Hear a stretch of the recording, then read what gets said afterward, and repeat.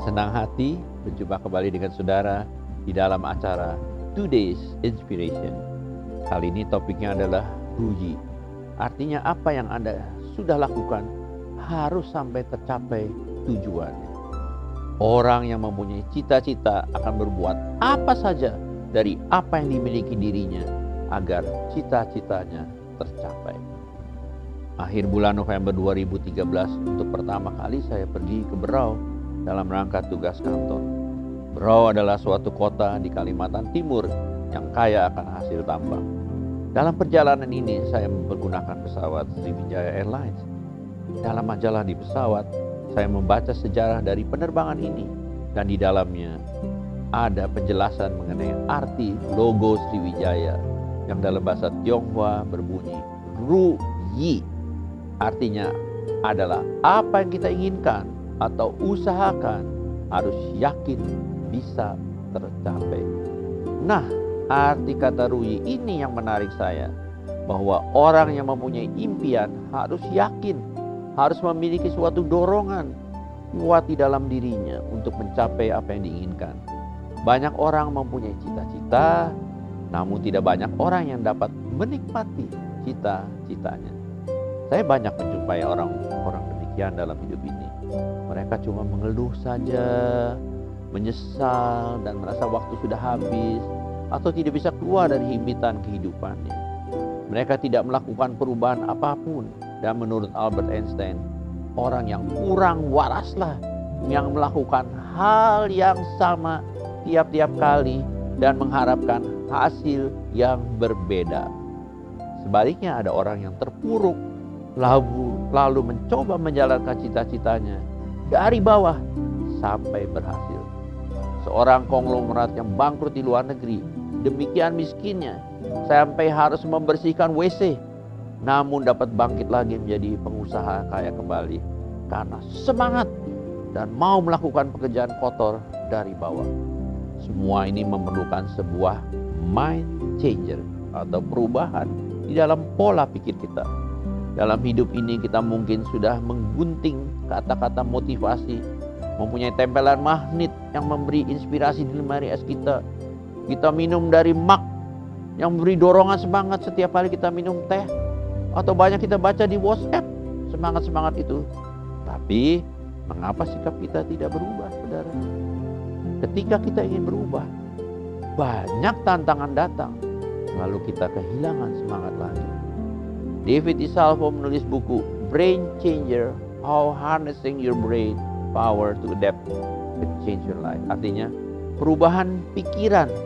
Bagaimana kita mempergunakan kekuatan pikiran untuk mengadaptasi hal yang dapat mengubah hidup kita.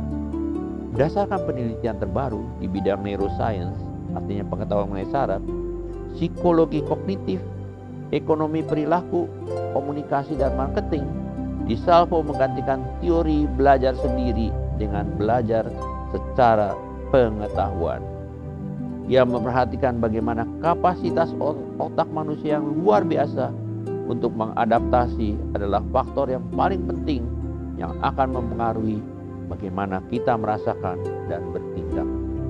Suatu faktor yang dapat kita kendalikan untuk mengubah hidup kita.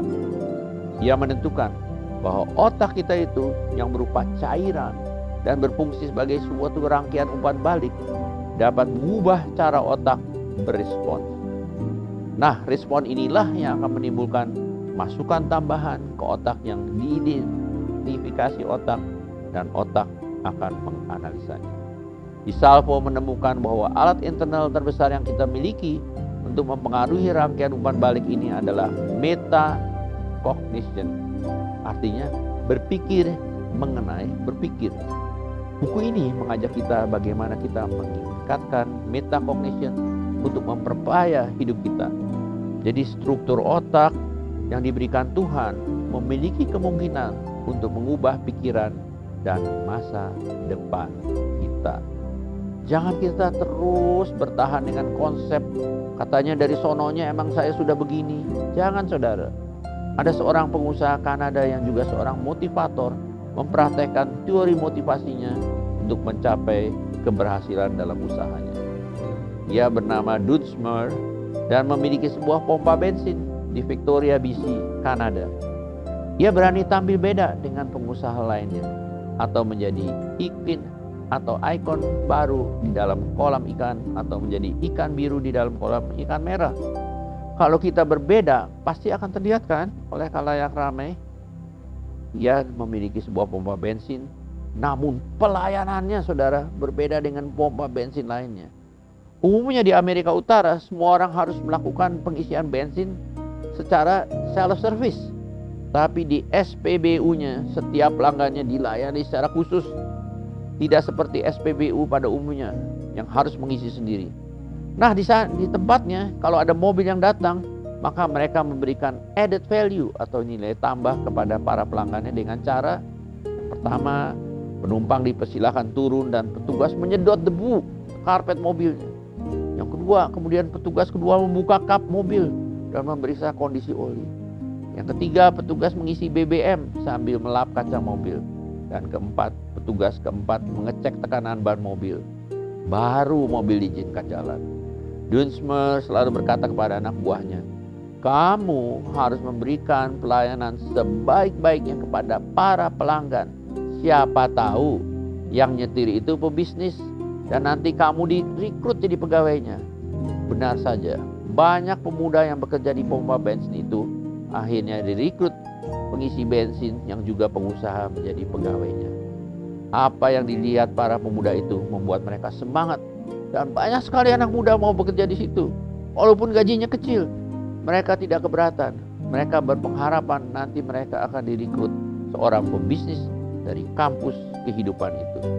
Dan para bekas pegawai yang sudah sukses semuanya kembali mengisi bensin di situ juga saudara, hingga pompa bensin itu sukses besar. Kunci suksesnya adalah excellent service atau service yang baik sekali dan motivasi yang menyala. Walaupun pekerjaannya cuma mengisi bensin ke mobil para tamu, bukanlah suatu pekerjaan yang mempunyai impian. Namun pekerjaan apapun saudara pemirsa, kalau kita lakukan sebaik-baiknya, terutama dengan kasih, maka tindakan itu akan bawa kita ke promosi yang sesungguhnya. Kita tidak akan merugi memberi pelayanan terbaik, karena menolong orang lain berarti menolong diri sendiri. Nah saudara, dalam mengolah ide, cobalah untuk tidak sama dengan arus yang ada, maka kita akan menuai sukses. Beberapa tips. Yang pertama, berubahlah. Saya sudah mengatakan berulang-ulang dalam inspirasi saya bahwa berubah itu yang akan mengubah masa depan kita. Tidak ada orang yang dapat mengubah kita kecuali Tuhan tentunya. Namun kita sendiri yang harus mengambil tanggung jawab untuk berubah yang berakar dari dalam diri kita. Benjamin Franklin, penemu penangkal petir, adalah salah satu bapak pendiri Amerika. Putus sekolah dalam usia 10 tahun. Ia mengadakan perubahan dengan cara belajar sendiri dan membaca sehingga menciptakan konsep penangkal petir. Yang kedua, berkreasi. Dalam hidup ini sangat penting. Jangan mengikuti arus yang sudah ada. Lakukanlah sesuatu yang berbeda dengan yang sudah dilakukan orang lain. Pengusaha-pengusaha di Indonesia yang sukses adalah orang yang berkreasi. Seperti Kaskus, Berniaga.com, sekarang Tokopedia, ya saudara, dan Gojek. Banyak tenaga IT di Indonesia yang sangat kreatif dan hidupnya mengalami kesuksesan besar melalui kreativitas mereka. Yang ketiga, rugi dalam bekerja atau berusaha. Pantang mundur sebelum berhasil. Memang dalam berusaha pasti ada pasang surutnya, tapi kita harus menjalaninya. Sukses itu berarti kita pernah mengalami kegagalan. Namun ru'i ini adalah suatu semangat pantang menyerah. Kita tidak akan berhasil berusaha sebelum apa yang kita cita-citakan menjadi kenyataan. Nah saudara, bangunkanlah raksasa di dalam diri saudara dan saya. Raksasa itu mempunyai kekuatan yang luar biasa dan dapat merombak tradisi, kebiasaan, dan kurang positif menjadi suatu hasil yang mempesona saudara. Tetap teruji. Saya akan catat di sini, apa sih rahasia orang sukses? Rahasia orang sukses selalu mengambil jalan yang tidak masuk akal, yang belum diketahui orang atau dilalui orang. Mereka tidak mengenal batasan pencapaian. Mereka sendiri yang menetapkan batasan untuk mereka. Keinginan untuk berjuang dan ingin memimpin tidak pernah berubah. Mereka lahir untuk membuktikan bakat yang diberikan Tuhan. Mereka dilahirkan untuk mencapai cita-citanya. Dengan tangan dari besi dan saraf dari baja, mereka membuat perubahan terjadi di dalam kehidupan.